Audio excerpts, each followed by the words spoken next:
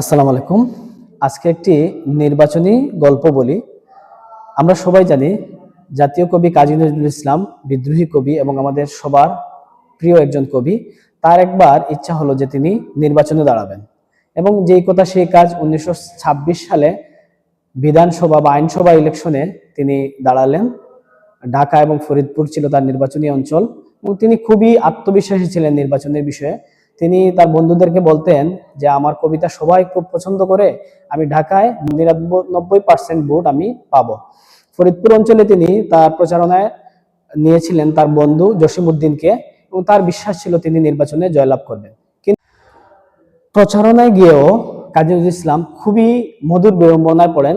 তার জনবল নেই, প্রচারণার জন্য অর্থ নেই, এজন্য তিনি প্রচারণার ক্ষেত্রেও বিভিন্ন বাধার সম্মুখীন হন। কিন্তু নির্বাচনের দিন রেজাল্ট আসলো, 18,000 ভোটের মাঝে তিনি পেয়েছেন 1,000 থেকে একটু বেশি।